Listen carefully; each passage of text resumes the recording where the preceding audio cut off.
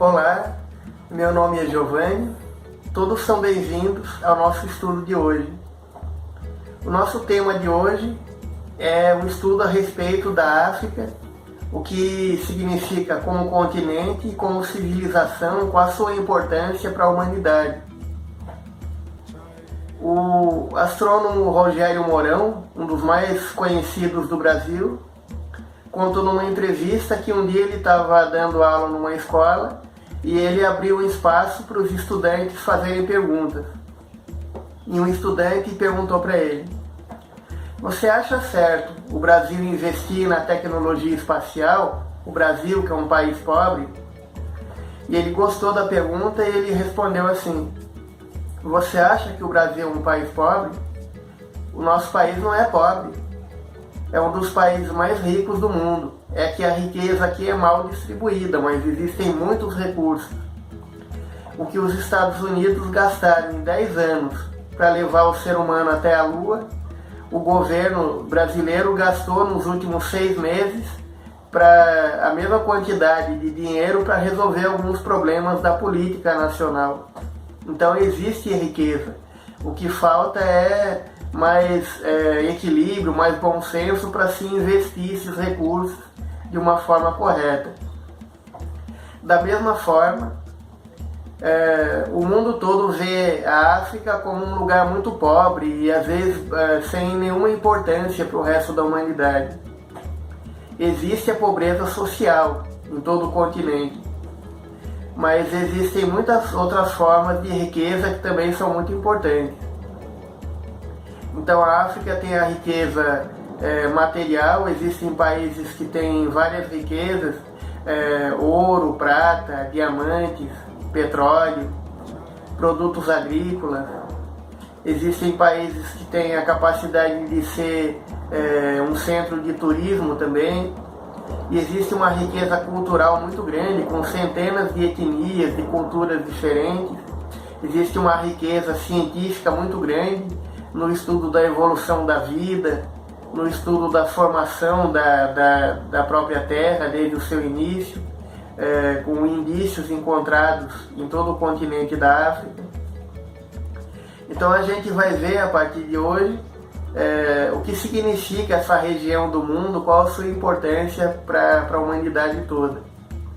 E a gente vai começar vendo alguns aspectos históricos e geográficos, e depois vai analisar a África de 4 pontos de vista.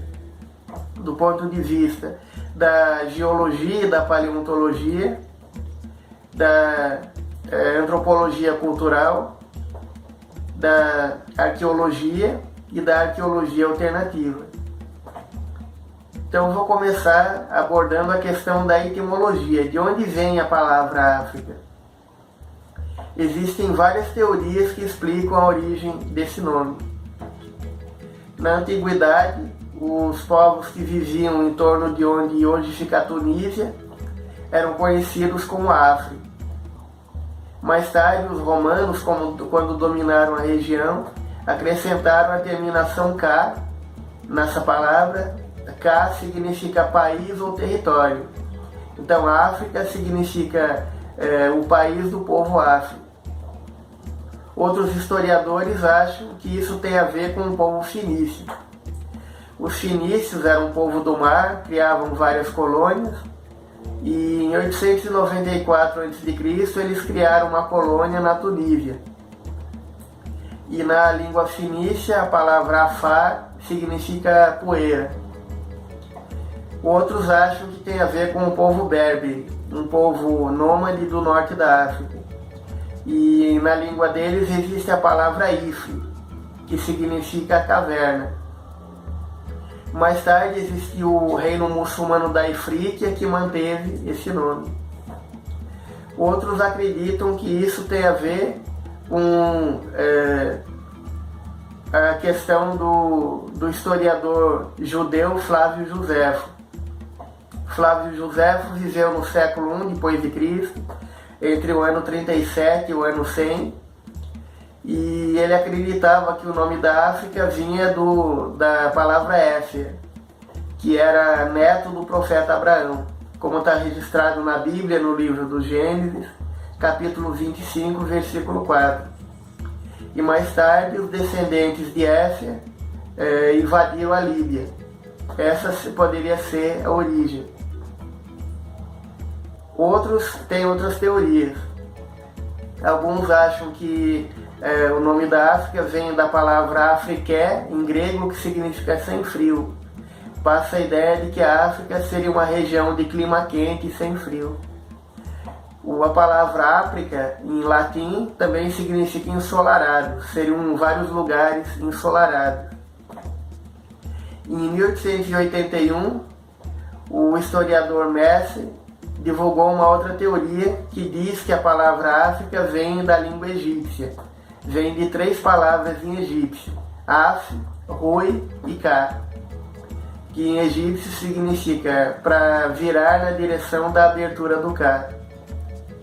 O Ka, na religião egípcia, era um corpo espiritual que envolvia a alma. Os egípcios acreditavam que o ser humano era formado por 3 coisas: o corpo material, o Ka, esse corpo espiritual, e o Ba, que era a alma. E a abertura do Ka significa, nesse contexto, o útero ou berço, porque os egípcios consideravam a terra egípcia como seu próprio berço. A partir de 10.000 a.C., as primeiras populações se fixaram no delta do rio Nilo, e ali começou a civilização egípcia. Então a gente vê que existem várias teorias que explicam o nome do continente. E do ponto de vista geográfico, o que representa essa região do mundo? A África é o segundo continente mais extenso, depois da Ásia. Tem uma área de 30 milhões de quilômetros quadrados. Para comparar, a Europa tem 10 milhões e 500 mil quilômetros. A Antártida tem 14 milhões.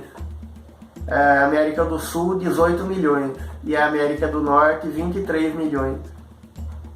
Então é um território bem grande.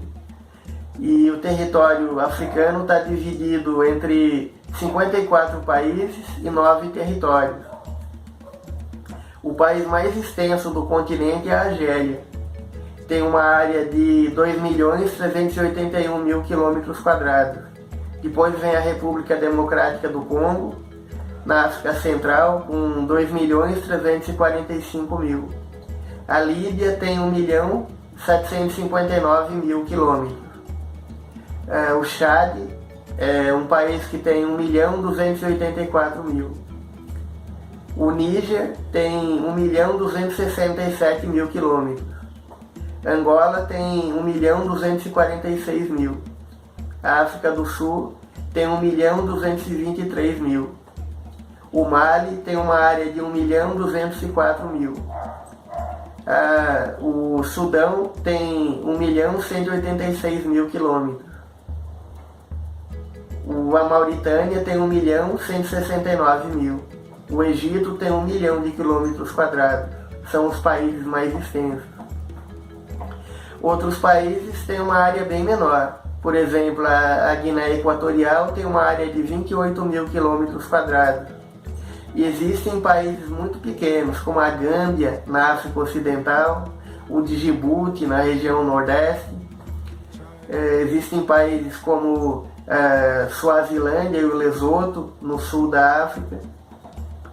A grande maioria são países continentais, formam o corpo continental da África. E existem países insulares também, formados por ilhas. As Ilhas Canárias, por exemplo, no Oceano Atlântico, que pertencem à Espanha. Existe o arquipélago de São Tomé e Príncipe, na parte ocidental da África. Existe a Ilha Maurício, tem uma área de só 967 quilômetros quadrados. O menor país do continente são as Ilhas Seychelles, no Oceano Índico. São um grande centro turístico e tem uma área de só 455 quilômetros quadrados. E existe uma grande variedade nesses países. A África é banhada por 2 oceanos, na parte ocidental pelo Oceano Atlântico e na parte oriental pelo Oceano Índico. em matéria de relevo. A parte central, o interior da África, é um grande planalto. É uma plataforma de terras mais altas do que o litoral. E os rios geralmente desaparecem em desfiladeiros, em vales, vão para o subterrâneo. Só os rios maiores que conseguem chegar até o litoral.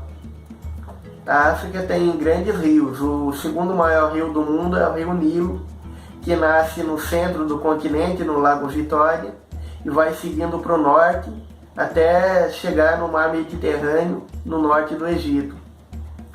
Tem uma extensão de 6.650 quilômetros. Dependendo do critério de medição, alguns geógrafos acreditam que o Nilo seria o maior rio do mundo, um pouco mais extenso do que o Amazonas. Teria mais, dependendo do critério de avaliação, mais de 7 mil quilômetros. E a bacia hidrográfica, a área banhada pelo rio Nilo, é uma das maiores do mundo. Tem uma área de 3.349.000 quilômetros e abrange vários países. O relevo da África não tem uma cordilheira tão grande como o Himalaia da Ásia, por exemplo, os Alpes da Europa, os Andes da América do Sul, mas existem várias cadeias importantes de montanhas. No noroeste da África existem os Montes Atlas, que abrange território do Marrocos, da Argélia, da Tunísia. Essa cadeia de montanhas se estende por uma área de 2.550 quilômetros, tem 300 quilômetros de largura e tem no ponto maior uma montanha, o Monte Jebel Toukal, tem 4.167 metros de altura. Outra cadeia importante de montanhas são os montes Tibete e Rogari, mais para o sul, abrange territórios do Chad, do Níger, da Argélia. É a maior cadeia de montanhas na área do deserto do Saara. No centro da África existem as montanhas Virunga. Entre elas existe o maior vulcão da África, o Nyiragongo, tem uma altura de 3.470 metros e é um vulcão, é um extratovulcão, um vulcão em forma de cone, tem na sua caldeira um lago ativo de lava e já teve várias erupções, uma das maiores em 1977, outra em 2002 e a última erupção aconteceu em 2016. É um vulcão bastante ativo e os vulcões dessa área são responsáveis por 40% da atividade vulcânica da África. Também existem as montanhas Drakensberg, na África do Sul, e uma cadeia importante de montanhas. Entre outras coisas, essa cadeia de montanhas tem as cataratas Tugela. Uma delas é a segunda maior catarata do mundo, com 912 metros de altura. A maior é a Catarata do Anjo, na Venezuela, com 60 metros a mais do que essa. Então a gente vê que as paisagens da África são bastante variadas. O continente tem dois dos maiores desertos do mundo. O maior deserto do mundo é o Saara, no norte da África. Tem uma área de 9.500.000 quilômetros quadrados. É praticamente a mesma área da China. E o Saara, a palavra Saara é a tradução árabe da palavra Tenere, da língua dos Tuaregs, é um povo nômade do norte da África, e Tenere, na língua dele, significa deserto. Ao contrário do que as pessoas geralmente pensam, só 11% do Saara são formados por areia. A maioria é formado por planaltos de pedra que eles chamam de ramadás. E existem várias paisagens nessas regiões de deserto. No sul do continente existe o deserto do Kalahari, tem uma área de 930 mil quilômetros quadrados, abrange territórios da Namíbia, Angola, Botsuana, África do Sul. E na língua tsuana, falada nessa região, a palavra Kalahari significa a grande sede. E em matéria de clima, na África domina mais o clima tropical e equatorial, um clima bastante quente, na região do Equador. Mas nas regiões mais elevadas existem climas mais frios também. E existem recordes de temperatura. Em 13 de setembro de 1922, na região de El Azizia, na Líbia, foi medida uma das temperaturas mais altas do mundo, uma temperatura de 58 graus. A África tem o país mais quente do mundo, que é a Etiópia. Tem uma média de temperatura de 38 graus ao longo do ano. E a Etiópia tem a região mais quente do mundo, o deserto de Danakil, na região norte da depressão de Afar. E esse deserto, no verão, tem temperaturas perto de 60 graus. E nessa região, no deserto de Danakil, apesar do clima extremo, é uma região povoada pelos Afares, um povo de 150 mil pessoas que vivem nessa região, e eles vivem principalmente da extração de sal. Eles extraem sal do deserto, e esse sal é cortado em placas quadradas e é exportado. E também, num dos desertos mais quentes do mundo, o deserto do Kalahari, já chegou a nevar. Em 1982, à noite, as dunas do deserto ficaram cobertas de neve. Então, existe uma amplitude grande de temperatura nessas regiões de deserto.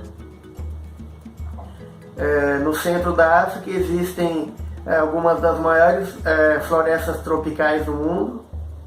Existe também regiões de savana, que tem uma vegetação mais aberta, um gramado com algumas árvores mais espalhadas.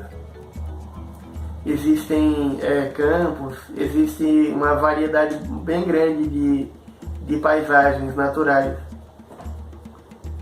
E todos esses países são distribuídos ao longo de norte a sul. A África tem um grande alongamento de norte a sul e tem, como a gente vê, uma grande variedade de paisagens. Em matéria de população, a população toda da África é de 1 bilhão e 300 milhões de pessoas. É praticamente igual à população da China. E é distribuída de forma desigual em vários países. O país mais populoso da região é a Nigéria, tem uma população de 206 milhões de pessoas, quase igual à população do Brasil. Tem uma densidade demográfica, a densidade é medida dividindo a população pelo tamanho do país. Tem uma densidade demográfica em torno de 200 habitantes por quilômetro quadrado. Para comparar, no Brasil a densidade é de 23 habitantes por quilômetro quadrado. E depois vem o Egito com 100 milhões de habitantes, a Etiópia com 98 milhões, a República Democrática do Congo com 89 milhões, a África do Sul tem 58 milhões de habitantes, a Tanzânia tem 56 milhões, o Quênia tem 48 milhões e a Argélia tem 43 milhões de habitantes. Outros países têm populações menores. Angola tem 31 milhões de habitantes, o Chad tem 10 milhões e outros países têm populações bem pequenas. A Guiné Equatorial tem 1 milhão e 200 mil habitantes e países como São Tomé e Príncipe, por exemplo, tem centenas de milhares só, não chega a 1 milhão de habitantes. Então existem vazios demográficos como o deserto do Saara e existem países muito populosos como o Egito e a Nigéria. E existe, em matéria de distribuição geográfica, o ponto mais alto da África é o Monte Kilimanjaro, na África Oriental. Tem 5.895 metros de altura. A palavra Kilimanjaro, no idioma Swahili, falado na região, significa montanha brilhante, por causa da cobertura de neve que existe no topo do Kilimanjaro. E essa montanha tem 3 picos: o Kibo, o Mawenzi e o Shira. Todos eles são vulcões extintos. O ponto mais baixo da África fica no Djibouti, no nordeste do continente, é o Lago Assal, considerado o lago mais profundo do mundo, a 155 metros abaixo do nível do mar. E é uma região que tem muitos depósitos de sal em volta do lago. Inclusive eles têm vários pontos de extração de sal e usam esse sal para exportação. A maior parte da exportação do Djibouti, a maior parte é feita para a Etiópia, é de sal extraído dessa região. E muitos turistas procuram esse lago de forma terapêutica, para tratamento de doenças de pele, tratamento de doenças como a osteoporose, porque as águas são consideradas medicinais para vários tratamentos de saúde. A África tem também uma importância muito grande para o estudo da geologia, da formação da Terra. Os Montes Atlas, no noroeste, como a gente viu, se estendem por milhares de quilômetros e são montanhas bem antigas, do período pré-cambriano, do período no início da formação da Terra. São montanhas antigas, com mais de 500 milhões de anos. Para poder comparar, o Himalaia, por exemplo, e os Andes são bem mais recentes, têm em torno de 65 milhões de anos. E a partir do estudo das camadas, dos estratos geológicos dessas regiões, é possível ir reconstituindo a história da Terra, como a Terra foi evoluindo ao longo do tempo geológico. E existem também estruturas importantes geológicas na África. Uma delas é o Vale do Rift, fica na África Oriental, e é uma zona que começa desde a Síria e vai descendo para o sul por milhares de quilômetros até a região de Moçambique. É uma região de atividade tectônica extensiva. Em geologia, é o tipo de área onde 2 placas de terra estão se dividindo, estão se distanciando. Ao longo de milhões de anos, se prevê que a parte oriental da África vai se separar e formar um mar interior no meio do continente. É uma área importante para o estudo do desenvolvimento das placas tectônicas, da formação da crosta terrestre. Outra estrutura importante é a estrutura Richat, na Mauritânia. Uma estrutura em forma de círculo, formada por um tipo de mineral cristalino que parece uma bacia de cristal. Ele tem 100 km de extensão e é visível do espaço. E é conhecido como o olho da África, porque é uma formação bem rara de um mineral cristalino. Em outras áreas é possível encontrar paisagens antigas também para reconstituir a história da Terra. Uma das regiões mais antigas em geologia se chama de os crátons, ou maciços antigos. Existe, por exemplo, o cráton da Nigéria. Existe o cráton da África do Sul, de Cap Vaal, que é um dos mais antigos do mundo. Depois, quando a gente abordar a questão da geologia e da paleontologia, vai estar aprofundando mais essa questão da formação geológica do território africano. Então, como a gente vê, existe uma grande variedade de países, de paisagens, de populações, e existe uma grande riqueza de informação que a gente pode ter no estudo do território africano. Abordando a questão da história, a primeira grande civilização que se desenvolveu no território da África foi o Egito. Em 10.000 a.C. já existiam populações primitivas habitando o norte do Egito, o delta do rio Nilo. E o povo egípcio foi se desenvolvendo, foi ao longo de milhares de anos formando comunidades. Eles criaram uma organização política chamada de nomos. Os nomarcas eram os governantes dos nomos. E com o tempo foram se formando dois reinos, o Alto Egito e o Baixo Egito.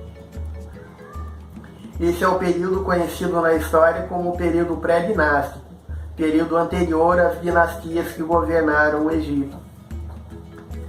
E com o tempo esses dois reinos foram se desenvolvendo, até que em 3200 a.C., Menés, o líder desse período, unificou os dois reinos e criou o Egito dinástico. Ele foi o primeiro faraó. E existiram 26 dinastias que governaram o Egito ao longo do tempo, até a conquista pelos persas. A história do Egito é dividida em 3 períodos.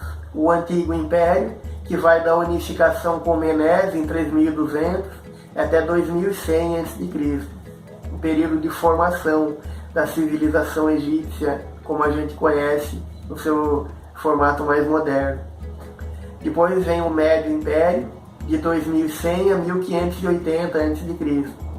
E nesse período tem uma fase importante, uma fase entre 1750 e 1580 a.C., quando o Egito foi dominado pelos Hicsos, um povo nômade de pastores que veio da Ásia e dominou o território do Egito.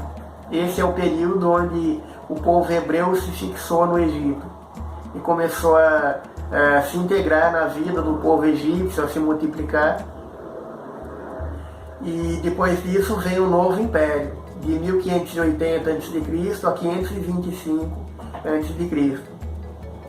É o período de decadência do Império Egípcio, quando o país foi se enfraquecendo e foi sendo dominado pela próxima potência mundial, que foi o Império da Pérsia. Em 525 a.C., na batalha na região de Pelusa, Cambises, o rei da Pérsia, dominou o território egípcio. E a partir daí o Egito passou a ser parte do Império Persa. Como, por exemplo, no livro de Esther da Bíblia, no começo do livro é citado que o rei Assuero governava um império que ia desde a Etiópia até a Índia, um império formado por 127 províncias. O Egito era parte desse império. No ano 480 a.C., o Império Persa tinha uma população em torno de 50 milhões de pessoas, que representava 44% da população mundial naquele período. É o período em que o Império concentrou uma porcentagem maior da população mundial. E o Egito foi se desenvolvendo como civilização, como cultura, na parte tecnológica. Depois, quando a gente abordar a questão da arqueologia, a gente vai ver mais detalhes a respeito da civilização egípcia e africana em geral. Um dos exemplos de evolução tecnológica do Egito é uma imagem achada nas ruínas dos templos egípcios de 3100 a.C. A imagem mais antiga conhecida de um barco à vela. Os egípcios dominavam bastante a navegação e a engenharia naval, navegavam no território do rio Nilo. E a cultura foi se desenvolvendo também, foram desenvolvendo conhecimentos em várias áreas, na engenharia, arquitetura, medicina, astronomia, e foram acumulando um grande conhecimento. E na antiguidade o Egito era uma das maiores potências, não só militares e financeiras, como culturais também do mundo antigo. Eles tiveram entre o século IV a.C. e o século VII depois de Cristo o maior centro cultural do mundo na antiguidade, que foi a Biblioteca de Alexandria. Então o Egito foi dominado pela Pérsia e em seguida, em 332 a.C., foi dominado por Alexandre da Macedônia e passou a ser parte do Império Helenístico de Alexandre.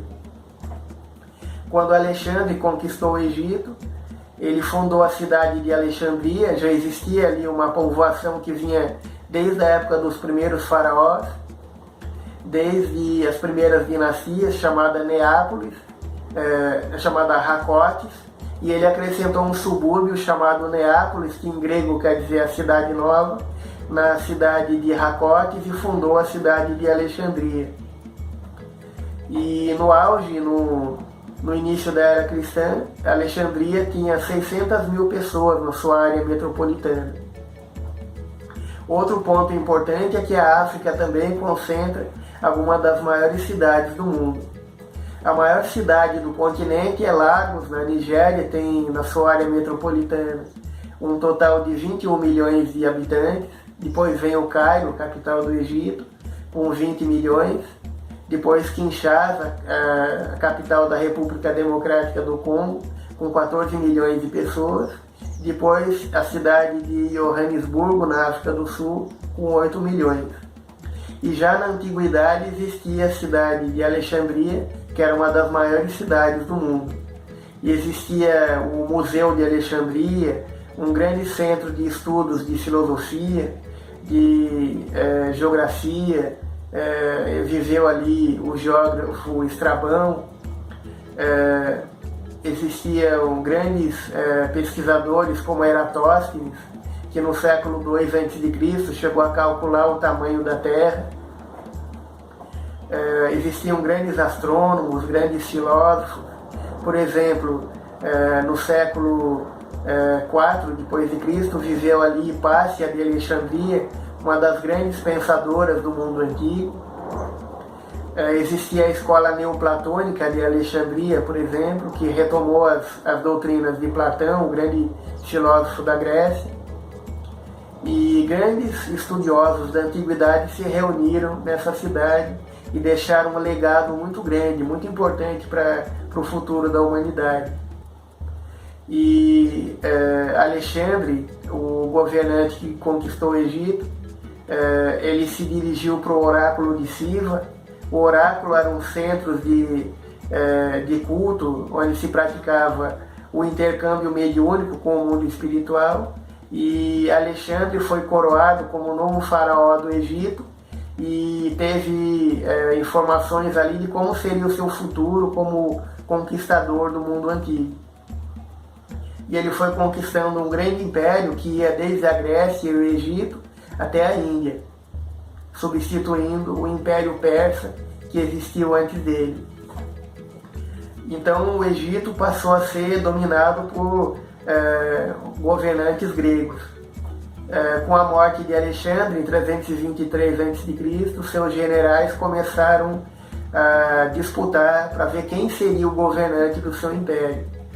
E essa é chamada de a Guerra dos Diádocos. Durou 40 anos, até 280 a.C. E o seu general Ptolomeu foi o que ficou com o território egípcio. E ele era considerado um faraó, como os antigos faraós do Egito.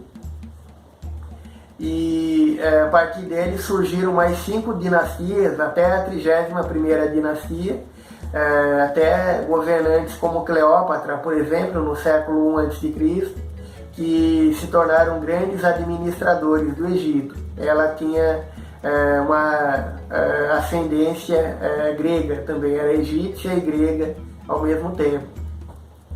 Até que em 30 a.C. o Egito é dominado pelo Império Romano e passou a ser uma parte do Império de Roma. O Egito, nesse período, era um grande produtor e exportador de trigo, era uma grande potência econômica também. E passou a ser parte do Império de Roma. E o Império Romano foi se expandindo. Em torno do ano 1 a.C., ele já dominava o norte da África. E além do Egito, existiram outros países como a Numídia também, no norte da África. e Roma dominava essa parte litorânea do norte da África e o sul da Europa e parte do Oriente Médio, até que no século V aconteceu a decadência do Império Romano. O Império foi sendo dominado pelos povos que eles consideravam como bárbaros, e no século V aconteceu a invasão do povo vândalo no norte da África, e o Império foi se desfazendo. Mais tarde veio com a divisão do Império Romano em 395 a.C., e em 476 a parte ocidental foi dominada pelos povos bárbaros, e a parte oriental sobreviveu até o final da Idade Média, até o século XV. E o norte da África foi sendo dominado pelo Império Bizantino, que tinha sua sede em Constantinopla, na Turquia, e com Justiniano, o maior governante do Império Bizantino, governou o Império no século VI, entre os anos de 527 e 565 d.C., e ele tinha como sonho reconstruir o Império do Ocidente. E com seus generais Narcésio e Belisário, ele conseguiu, pelo menos em parte, reconstruir o Império do Ocidente, retomar também partes do norte da África. Em seguida, a próxima potência que dominou o território do norte africano foram os muçulmanos. Maomé nasceu na Arábia em 570 d.C., e a partir de 610 ele teve uma revelação, ele dizia que tinha contato com o anjo Gabriel, e ele tinha a missão de fundar uma nova religião e unificar todos os povos em torno dessa nova fé. E ele começou a sua pregação entre os povos do deserto, foi unificando as tribos nômades da Arábia, até que em 622, por perseguições religiosas, ele fugiu da cidade de Meca para Yatrib, de Meca para Medina, que nesse período se chamava Yatrib, e a partir dali passou a se chamar Medina. Al-Madina em árabe significa cidade do profeta. E depois da morte de Maomé, em 632, os seus sucessores, os califas, em árabe, califa significa sucessor do profeta. Vieram duas dinastias importantes, a dinastia dos Omíadas, dos descendentes de Maomé, e depois a dinastia dos Abássidas, que representaram o auge do Império Muçulmano. E eles foram dominando os territórios da Palestina, do norte da África, da Península Ibérica, no sul da Europa, e se expandindo para o Oriente até o Afeganistão e mais tarde até o limite oriental da Ásia. E partes chegaram até a Indonésia e as Filipinas. E em torno do ano 1000 depois de Cristo, os árabes já tinham dominado o norte da África, uma parte do sul da Europa, o Oriente Médio. Em 638 eles já tinham dominado Jerusalém e foram dominando a parte litorânea do norte da África, espalhando a fé muçulmana, convertendo os povos nômades do deserto do Saara, até que em 711 o califa Tariq cruzou o Estreito de Gibraltar, por isso se chama Gibraltar. Em árabe, Gib al-Tariq significa montanha de Tariq, a grande pedra, a grande montanha no Estreito de Gibraltar. E ele começou a ocupar a região de Portugal e Espanha. E só não se estendeu mais ainda o domínio muçulmano pela Europa, porque o rei Franco, da região que mais tarde seria a França, Carlos Martel, em 732, na batalha na região de Poitiers, dominou essa região e estabeleceu uma fronteira ali entre os cristãos e os muçulmanos, parando ali a expansão dos árabes na Península Ibérica. E o Império Muçulmano foi se desenvolvendo também culturalmente. Tem uma grande evolução ao longo da Idade Média nos muçulmanos, nas áreas da astronomia, da medicina, da arquitetura, da geografia, da história. Os árabes herdaram a cultura grega, ocupando regiões do Oriente Médio, do Egito, do Norte da África. Eles foram herdando o conhecimento de grandes pensadores como Aristóteles, como Platão, e foram fazendo pesquisas próprias também em várias áreas. Desenvolveram muito o estudo da química, por exemplo, o estudo da ótica. Foram alguns dos primeiros que estudaram o desenvolvimento das lentes, desenvolveram muito a astronomia nesse período, num nível que só seria igualado no Ocidente nos séculos 17 e 18. No século X, no século XIII, eles já tinham um grande conhecimento em várias áreas. Enquanto na Europa se vivia o que se chama de a Idade das Trevas, uma época de decadência do conhecimento, no Oriente Médio e na China se vivia um renascimento das artes, das ciências, da filosofia. Grandes pensadores viveram também no território do norte da África. Um deles foi Abu al-Walid Muhammad ibn Rushd, conhecido no Ocidente como Averroes, que nasceu na região de Córdoba, na Espanha, e viveu depois na região do Marrocos. Ele foi governador da região da província do Marrocos, no norte da África. Um outro grande pensador muito importante para a humanidade foi Aurélio Agostinho, conhecido como Santo Agostinho. Nasceu na cidade de Tagaste, onde hoje fica a Argélia, em 354 e morreu em 430. E ele foi bispo da região de Hipona, no norte da África. E para lembrar um pouco de como um grande pensador que viveu em território africano trouxe um grande conhecimento para a humanidade, existem 3 pontos fundamentais na doutrina filosófica de Santo Agostinho. Um deles é a sua doutrina em relação à história. Enquanto os gregos desse período tinham a ideia de que a história tinha a ideia do eterno retorno, que a humanidade ia sempre repetindo num ciclo sem fim, sem chegar a um ponto determinado, ia sempre repetindo a sua história, Agostinho acreditava numa visão teleológica da história. Acreditava que a história da humanidade ia caminhando para chegar a um certo destino, a chegar a um certo ponto, um ponto de iluminação, onde a humanidade evoluiria no sentido espiritual, no sentido moral, chegar no que o Apocalipse chama de a Nova Jerusalém, de uma nova era de bondade, de amor, de respeito para toda a humanidade, que é o que o livro do Apocalipse define nas suas profecias. E Agostinho acreditava numa visão de evolução da humanidade para chegar num estado superior no futuro da raça humana. A teoria do conhecimento de Agostinho é a teoria da interioridade. Agostinho acreditava que quando Deus cria uma alma, ele coloca, Deus, que é a inteligência suprema, que é a razão suprema, coloca no íntimo de cada ser humano uma partícula dessa razão divina. Então Agostinho dizia, no interior do homem habita a verdade. Cada um pode encontrar a verdade dentro de si mesmo. E com isso Agostinho se torna um precursor da psicologia moderna.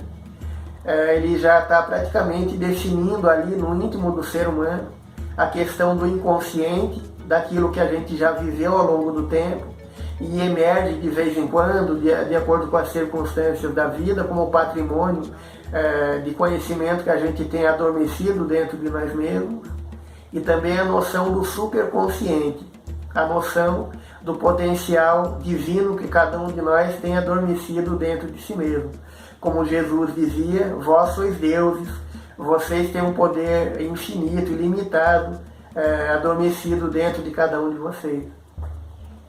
Agostinho acreditava no valor do ser humano, no potencial do ser humano para crescer cada vez mais do ponto de vista moral, crescer como ser cada vez mais bondoso, mais equilibrado, despertar as virtudes que tem em si mesmo, e como ser intelectual também, desenvolvendo a sua inteligência, a sua capacidade de aprender e pôr em prática aquilo que a gente vai aprendendo ao longo da vida. Outro ponto importante na doutrina de Santo Agostinho é a teoria que ele tinha das rationes seminalis. Rationes seminalis em latim significa sementes irradiantes. Agostinho, seguindo ideias, por exemplo, do Gênesis, o primeiro livro da Bíblia, acreditava que a alma não é só uma coisa exclusiva do ser humano, que a alma existe nos animais, nas plantas também. Então Agostinho acreditava que quando Deus cria um mundo, ele semeia milhões de almas embrionárias, e essas almas vão evoluindo à medida que o ambiente físico vai evoluindo e vai oferecendo condições para o desenvolvimento de seres, de plantas, de animais e mais tarde do ser humano. É uma doutrina que ia ser retomada mais tarde, no século XVII, pelo grande pensador Leibniz, que ia defender a doutrina da monadologia, defender que tudo no universo tem alma, as plantas, os animais, até os micróbios, e o ser humano seria uma continuidade da evolução da alma, da mônada racional, evoluindo até as mônadas angélicas, os anjos, até a mônada suprema, que seria Deus, o Criador do universo. Então, como a gente vê, o continente africano ofereceu à humanidade grandes pensadores como Santo Agostinho, como grandes estudiosos que ao longo da história foram enriquecendo a humanidade de conhecimento. Então, como a gente viu, os muçulmanos, em torno do ano 1000, já dominavam um território muito grande, que ia desde a Espanha até perto da China, até que no século XIII, em 1258, Bagdá, a grande capital do mundo muçulmano, foi invadida pelos povos mongóis e foi destruída. A partir daí o Império Muçulmano foi se dividindo em vários califados, foi se fragmentando, e em seguida os árabes muçulmanos. A próxima potência foram os turcos otomanos. Surgiu ali, a partir do que sobrou do Império dos muçulmanos, os otomanos, a partir do século XIII, foram construindo o seu império, a partir de 1299. E o auge do Império Otomano foi no século XVII, em 1683. Eles chegaram a dominar uma área de 14 milhões de quilômetros quadrados, que abrangia o norte da África, o Egito, a Turquia, parte da Arábia, a Palestina. E esse império durou até o final da Primeira Guerra Mundial, durou até 1922. E os otomanos herdaram os conhecimentos dos árabes muçulmanos e foram ocupando essas várias áreas e influenciando várias áreas do Oriente Médio. Depois do final da Idade Média, com a queda dos impérios bizantino, muçulmano, o próximo grande acontecimento que dominou o continente na região do norte da África foi o domínio de Portugal e Espanha nas grandes navegações dos séculos XV e XVI. O começo dessa expansão marítima aconteceu no começo do século XV, quando o rei de Portugal, Dom Henrique, fundou a Escola de Sagres, que era o maior centro de pesquisas em navegação do Ocidente naquele tempo. É importante a gente dizer que antes disso os chineses, no final da Idade Média, dominavam já mais do que os ocidentais o conhecimento da navegação. A tecnologia naval dos chineses era muito mais avançada do que os ocidentais desse período. No século XIII eles já tinham navegado em torno da África. E no século XV, 1418, eles navegaram pelo mundo inteiro e mapearam todos os continentes.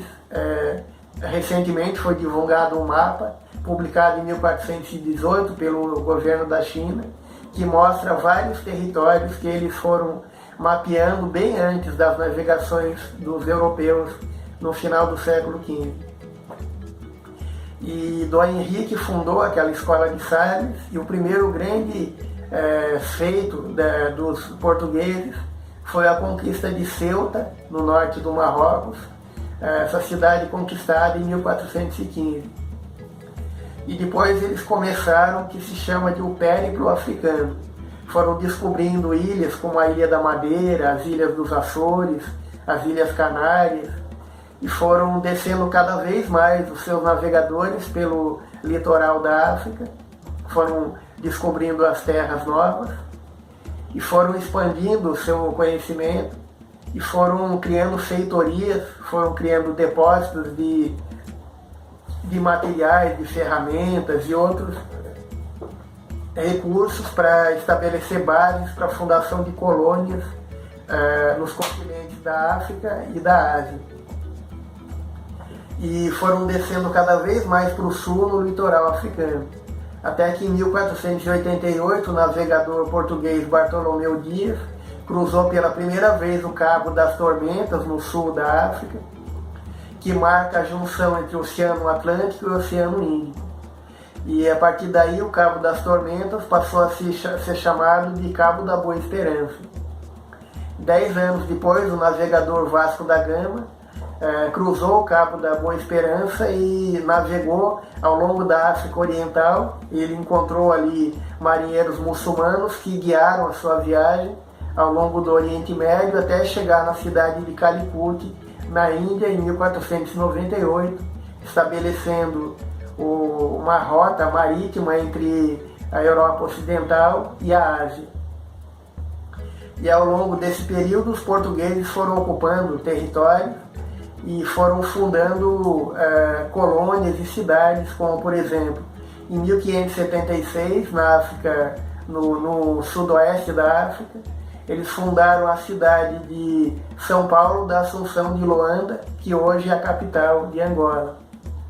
E foram ocupando territórios como os Açores, como a Ilha da Madeira, como Guiné-Bissau, São Tomé e Príncipe, Angola, Moçambique, e a região de Goa, na Índia, de Macau, na China, e foram levando, além do conhecimento de navegação, levando também conhecimento da religião, em várias regiões da África e da Ásia.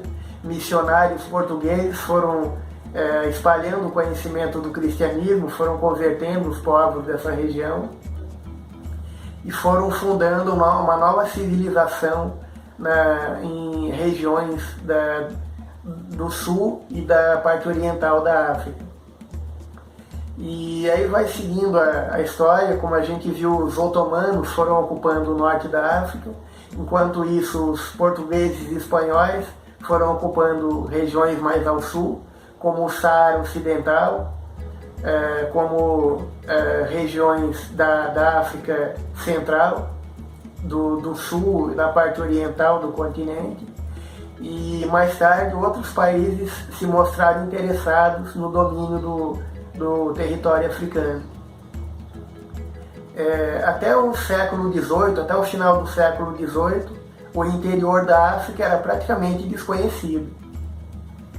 Existe, por exemplo, um mapa da África feito em 1747, onde só o litoral praticamente está mapeado. O interior do continente tem grandes espaços em branco.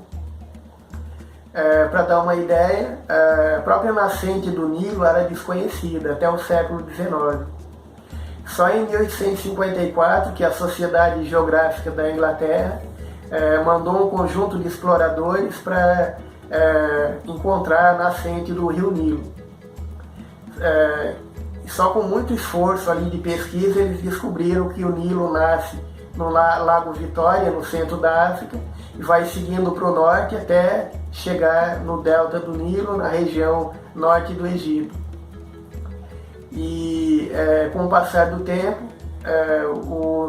as potências do Ocidente foram explorando cada vez mais o território africano. A partir do século XV começou o tráfico de escravos, e alguns historiadores calculam que desde o século XV até o século XIX, perto de 70 milhões de pessoas foram levadas da África para a América e para outras partes do mundo.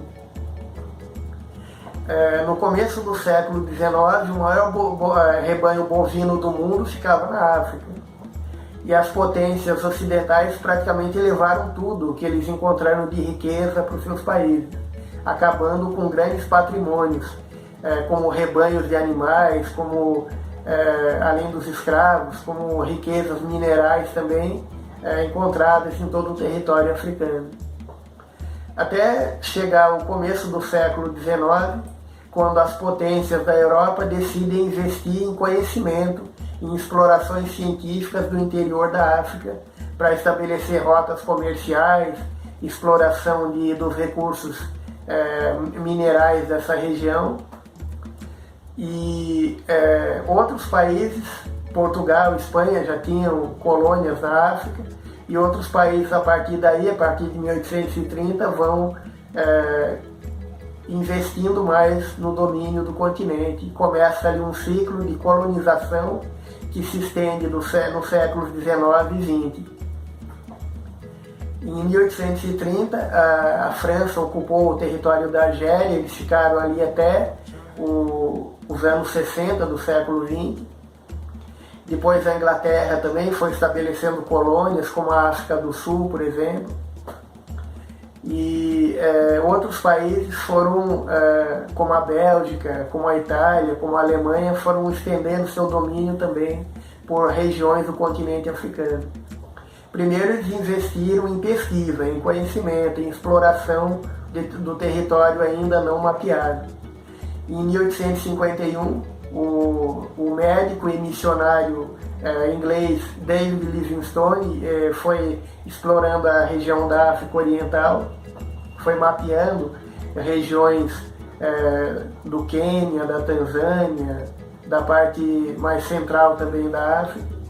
Mais tarde, o explorador inglês Henry Morton Stanley foi explorando a região da África Central, região onde ficaria mais tarde o Congo belga. Em 1877, ele finalizou a sua expedição de exploração dessa área. E à medida que os países ocidentais foram tendo mais conhecimento dessa região anteriormente desconhecida da África, eles passaram a definir as estratégias de colonização dessa região. É interessante para quem quiser conhecer mais esse período da colonização, se puder ler o livro do escritor Joseph Conrad, O Coração das Trevas, onde ele define como era no final do século XIX a exploração que a Bélgica fazia nessa área central da África. Ele vai dizendo em detalhes como era o domínio ocidental nessa região. E a partir desse período, os países ocidentais fazem uma reunião, que foi a Conferência de Berlim, que aconteceu entre novembro de 1884 e fevereiro de 1885.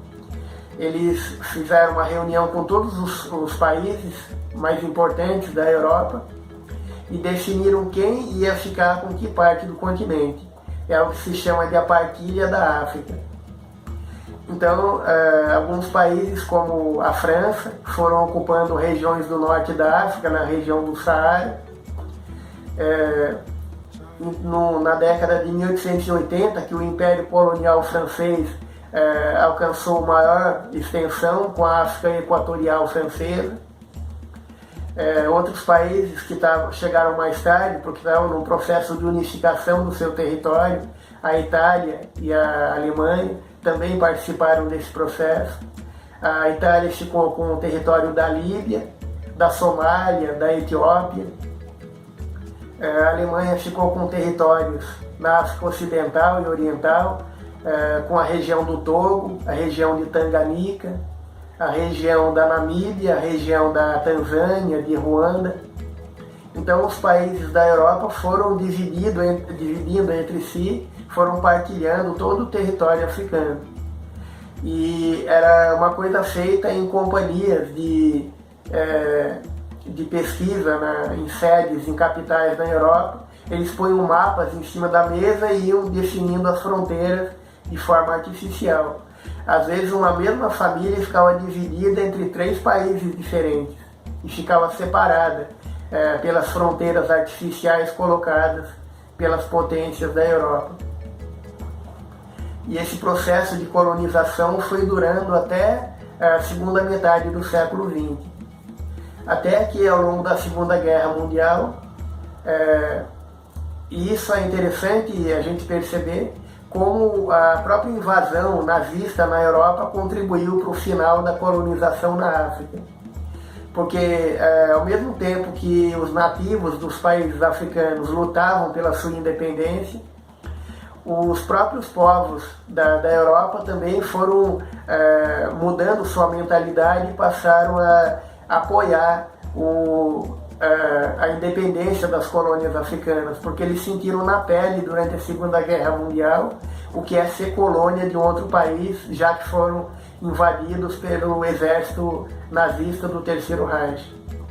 Então começou o período da descolonização. Entre 1945 e 62, quase todas as colônias ocidentais na África foram se tornando independentes. A Argélia se tornou independente da França em 1962 e algumas das últimas colônias que restaram foram as colônias portuguesas na África. Angola e Moçambique se tornaram independentes em 1975, até que a última colônia, que era a Namíbia, administrada pela África do Sul, alcançou a independência em 1990. E nas últimas décadas, alguns movimentos políticos na África causaram também processos de independência e desmembramento de países do continente. Em 1993, a Eritreia se tornou independente da Etiópia, se tornou uma nova nação. Recentemente, em 2011, a parte sul do Sudão se dividiu e passou a ser a República do Sudão do Sul. E em 1991, a Somalilândia decretou a independência da Somália, mas até hoje não foi reconhecida como nação independente por nenhum país do mundo. Então, vários movimentos políticos foram acontecendo e hoje a África não tem mais nenhuma colônia, já é uma nação formada por dezenas de nações independentes. Então, como a gente vê, tem todo esse processo de formação, desde as civilizações antigas, egípcia, grega, romana, muçulmana, otomana, depois a ocupação de países ocidentais, até o processo de independência ao longo do século XX. E depois a gente vai ver, na parte mais a respeito das culturas das nações africanas, detalhes de como foi se desenvolvendo as civilizações na África, na parte norte e também na parte ao sul do deserto do Saara. Então esse é o nosso tema de hoje, aspectos geográficos e históricos do continente africano. E no próximo vídeo a gente vai ver a questão da formação geológica da África, do ponto de vista da geologia e da paleontologia, como o estudo do continente africano vai enriquecendo o conhecimento humano, estudando como a vida foi evoluindo ao longo da história do planeta Terra. Então, se esse vídeo foi útil para você, procure compartilhar com outras pessoas, divulgar esse conhecimento. Agradeço a todos pela atenção e até o nosso próximo encontro no próximo vídeo.